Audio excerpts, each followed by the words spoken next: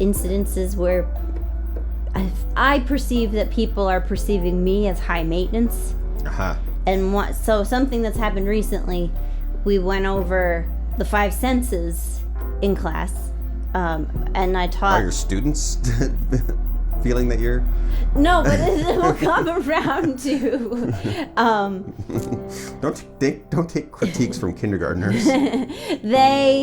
So we learned the 5 senses, and for the sense of touch, because each one I was trying to incorporate more full sentences, and for don't touch, I taught them, don't touch me. And part of it was so that I could use that for them and they would know what I was talking about. But that's backfired in a huge way because now they like to do...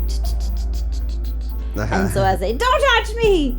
But also, like, my real thinking was, you know, it's never too early to learn bodily autonomy and learn that other people get to decide their boundaries about their bodies. Have you learned Chinese for I'm touching you? I don't know. I could...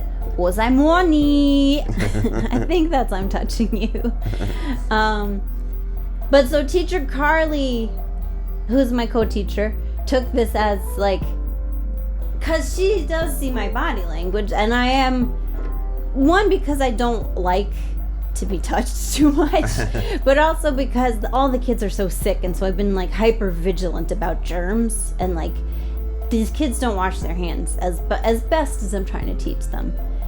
So I'm like, nah, don't touch me with your germy hands. So she's been seeing this going on. So she has been clarifying to the kids, like, Teacher Emily doesn't like to be touched all the time.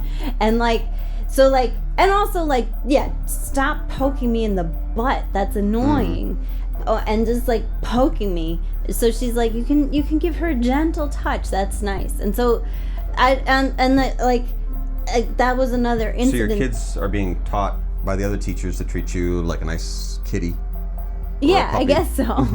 And like part of me in these kinds of situations reacts like, but I'm so easygoing. But the other part of me, I really, you know, it's not a bad thing if other people are taking some consideration in how they treat me.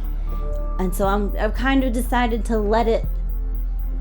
If word gets out that I'm high maintenance and you have to be careful with how you treat me, I think I'm gonna accept it. Do you? Because I'm not. I like to be touched. No, I like to contribute to the smooth flow of the work day, but I'm not actually easygoing, I don't think. There's a lot of people that try to make us pretty darn comfortable, even though the problem being that it's not actually very comfortable from a Western point. So it's like, here, sit in a weird way in a weird place and drink a weird thing, and those. Here, sit down on the tiny stool that's so uncomfortable. Yeah, I'm falling. No, in general, I think people are always looking after our well-being, but that in a way that feels more about like being a good host rather than like that I specifically have persnickety demands, which is what it feels like at school. But it also is like, don't touch me, kids, with your dirty hands that you're not using soap when if you wash them, you're not using soap. So I've decided, like, I don't need to smooth over and say it's okay, because actually I like the idea that the kids are gonna stop touching me with their germy hands. So in my maturity, kids are always going to be germy. I'm embracing being difficult. Well, that's fine. Yeah, I mean, I don't think I'm really that difficult. Just like, don't assume, basically, is my message that people are starting to heed at school.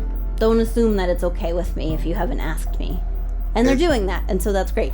As long as your coworkers aren't like, oh my god, she's such a pain in the ass. They haven't said that to my face anyway. No, I think everybody likes me. People like me. Me and my co-teacher get along. We're a good team. I hope. I like her. So yeah, that's just me. And me. But